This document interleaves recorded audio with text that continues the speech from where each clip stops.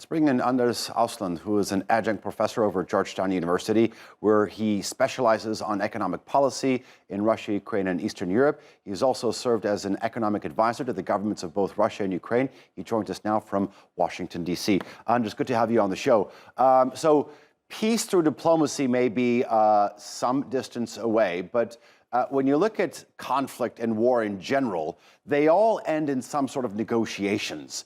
What do you think the negotiations are likely to look like? Many wars do not end in negotiations. They can end in some kind of ceasefire. For example, the Korean War. They can end in capitulation.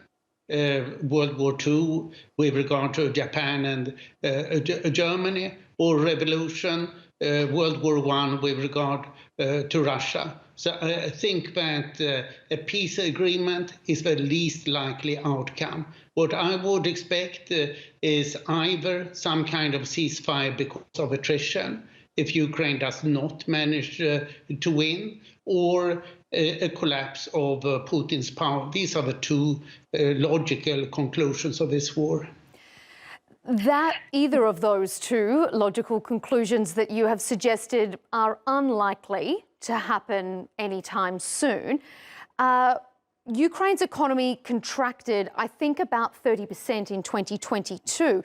How does it continue to afford a defence like this if this war is protracted? It completely depends on the supplies from the West. Western support has been very substantial. The US government last year allocated $68 billion to Ukraine, and for this year already $45 billion. Given that Ukraine's GDP before the war was $200 billion, this is very substantial aid.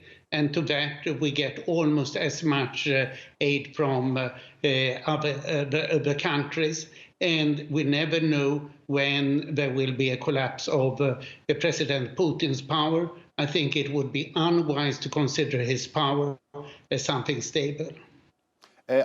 Understand me, I mean, what happens at the end of this war? I mean, one thing is clear. Listening to how you answered Melinda's question, Ukraine is going to need a massive amount of reconstruction assistance.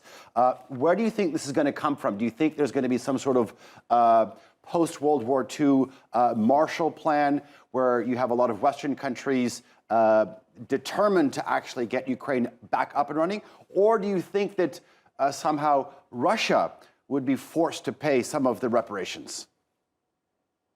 What I've been advocating strongly is that the $316 billion of Russian central bank currency reserves that are frozen, or as it's called, immobilized in Western central banks, should be confiscated and used for war reparations for Ukraine.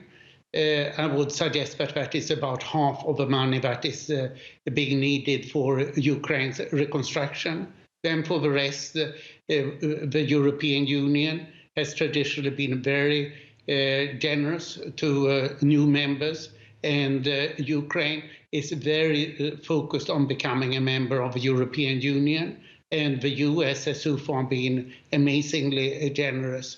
So the West will provide what Russia war reparations does not cover. And just finally, we're almost out of time, but let me just quickly ask you, Russia's GDP contracted last year. Is that an indication that sanctions are having a bite in Russia? And if so, how much?